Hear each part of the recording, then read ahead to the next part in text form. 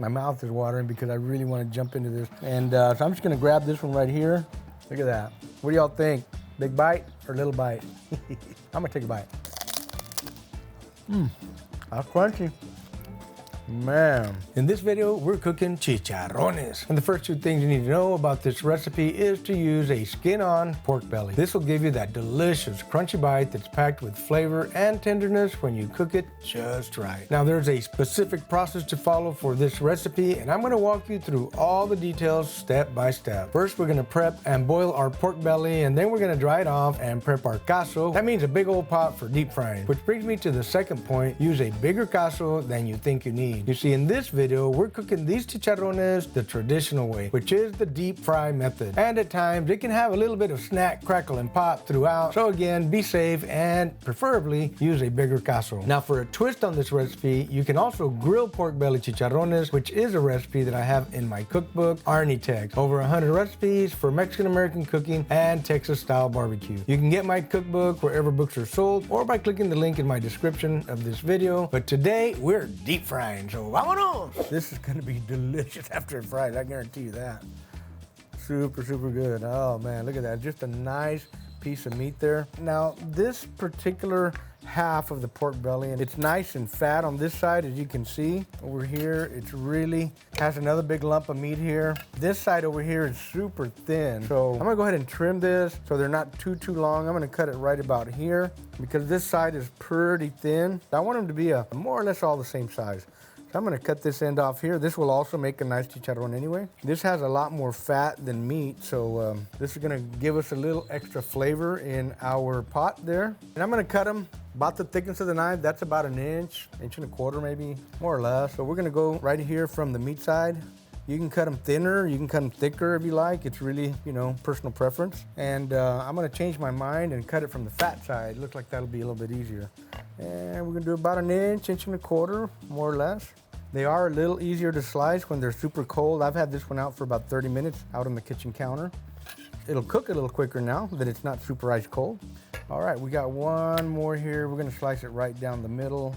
If they're super thin, a lot of times the meat will cook way too soon before the skin is actually toasty and crunchy. So you wanna make them at least about an inch thick, somewhere around there. Should be just about right. Again, this side of the pork belly has a lot more fat than usual. So if you have the opportunity, if you're gonna go buy one, try to find one that has a lot more meat, like this side of it here. Some of them, you know, it just kind of depends on the hog, you know, and how it was butchered. But this one has a lot of meat on this side and the other half doesn't have quite as much. So you want to try and find some that is a little more consistent all the way across. This one has a beautiful big fat piece of meat here, but then it's fat on this side and fat over here. So we're gonna throw them all in there. The fat will melt and render a lot of it, so we're not gonna worry about it too much. Here's the other half of the pork belly. I'm gonna cut this one right in half. We're gonna make some little shorter chicharrones right here. And you can see the meat runs this way here and it runs this way the other way too. So I don't know that it really matters how you slice it, but I'm gonna slice these right down this way. And what did Arnie always say? A sharp knife makes the job a lot easier, right? So make sure you have some really sharp knives when you're doing stuff like this. Because these are shorter, I'm gonna make them a little bit wider and I'm gonna trim this edge off right here. I'm gonna toss in a quartered onion and a bulb of garlic. They're totally optional, but that does add some great flavor to the meat. First thing I'm gonna do is dump about 3 tablespoons of OG here. So that's a little salt, pepper, and garlic. We're gonna go ahead and drop these in here, bring the temperature up a little bit slow, not too fast. We also want to drop the garlic in here. That's the whole garlic bulb. And there's 3 of the onions. Here's the last quarter, so we've got those in there. Let's get these gloves off. I'm gonna crank up the heat a little bit. Whoop, whoop. I'm gonna stir these up a little just to make sure they're not sticking on the bottom while the temperature comes up. Now, you don't have to add onions and garlic or seasoning. You can just boil it, dump the water, and fry it. I like to add a little salt, pepper, and garlic in there. The salt also takes a little bit of that moisture into the meat and adds a lot of flavor. We'll be boiling here in just a little bit. So as the water comes up to temp with the pork belly, we're gonna start to see the impurities come out. These are nothing really bad, but I just simply like to remove the impurities for a better flavor, look, and finish of the chicharrones. I think a sieve works pretty good. You're not gonna get 100% of it, but you'll get almost all of it, and that's really good enough. Now, some of our seasoning might be stuck to these impurities, so I'm gonna add a little bit more once we're done doing this and it starts to boil. And once again, you don't have to season at this stage, but I like to do it because it really does add a lot of flavor to the meat and does not affect the skin at all. We're starting to boil. So I'm gonna get the last of these little bit of impurities that I can out of here. For that, I'm using a serving spoon just to get the last little bit of foam that's in here, as much as I can. You're not gonna get 100% of it, so just get as much as you can and don't worry about it. All right, we're starting to boil now, boys and girls. Time to set our timer for 25 minutes. So we're done with that. About half a teaspoon went back in there, and we're gonna stir that up a little bit, make sure it gets all mixed up. And we're just gonna kind of let it simmer there. It's not a hard boil, it's more like a fast simmer, if you wanna call it that. It's been 25 minutes, I just turned off my burner. You wanna make sure, because sometimes they tend to float and just kind of stay in the same spot on top. So you wanna kind of get your little spoon or whatever you're using to stir and kind of flip them over every once in a while. Make sure you move them around a little bit. That's what I've been doing during the last 25 minutes, about every 6 or 8 minutes or so, just to kind of keep them all even.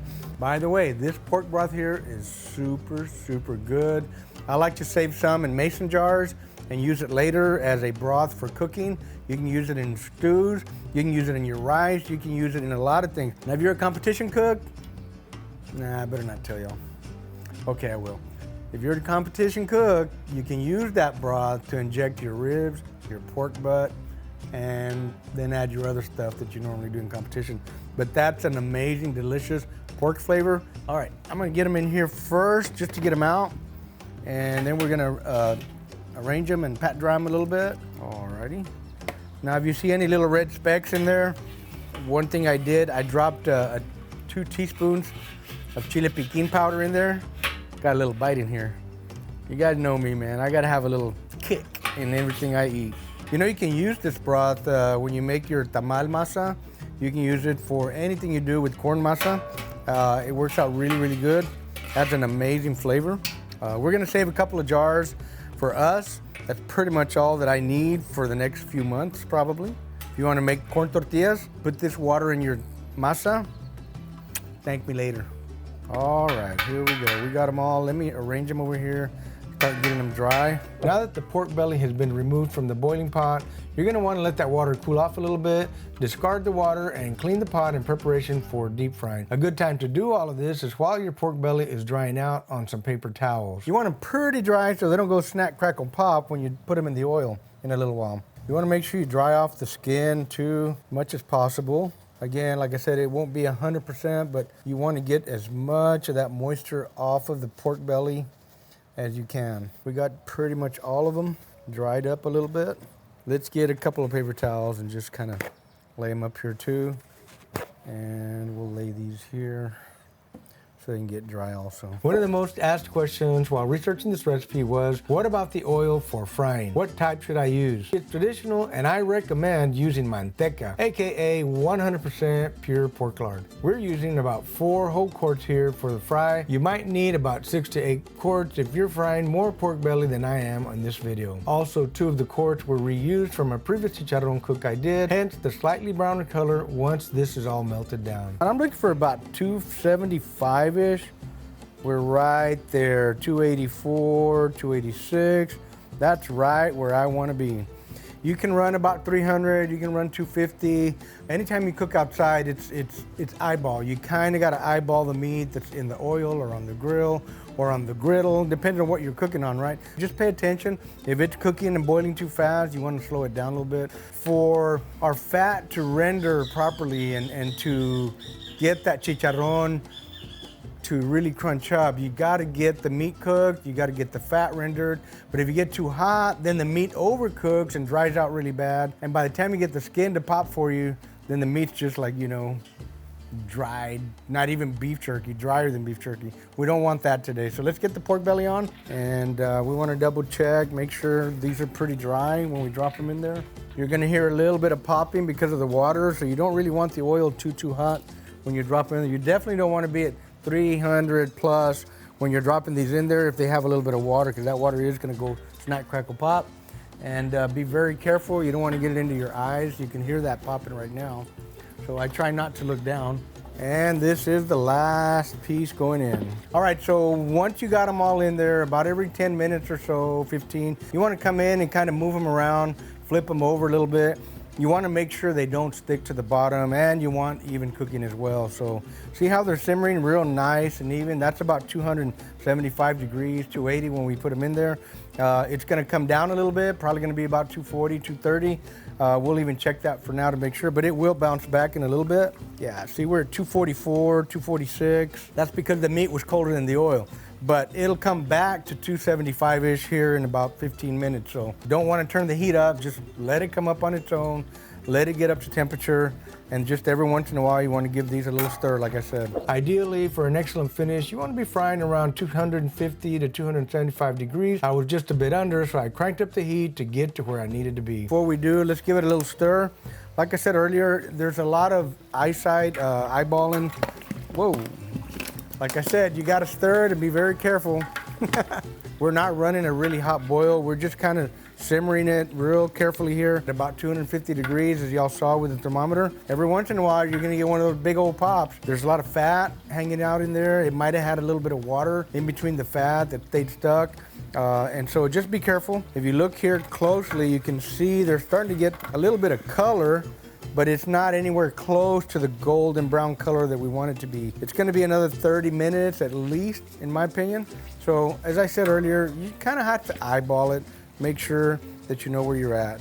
We wanna get them to cook to a nice golden brown. Then we're gonna take them out and raise the temperature of the oil and drop them in a little at a time so we can get them to puff up. Every once in a while, you may wanna flip one over individually. If it looks like it's not flipping over or cooking evenly on both sides, you can just take your tongs, do this. Yeah, and the other thing is, you might want to wear an apron because they're wearing a shirt that bit the dust. All right, we'll be back in 20 minutes. We hit the 45-minute mark. Remember what I said, you want to eyeball it, you kind of want to look at it. It's nowhere near yet, so I set another timer for 30 minutes. You can tell that we've got a little ways to go. It's starting to look real pretty and golden, you can see that, but we're not quite there yet. It's been an hour and 15 minutes. Look at that beautiful chicharron. We're not quite 100% chicharron yet, but we're getting there. I just wanted to show you guys that. We're fixing to take these out. We're gonna let them drip a little bit, and we're gonna crank the heat up on the oil. We've been running at 250-ish, 255. So we're gonna take these out, crank up the oil to about 400 degrees, drain as much oil as you can, and we're gonna just let these kind of hang out over here on the little tray while our oil gets a little bit hotter, actually a lot hotter.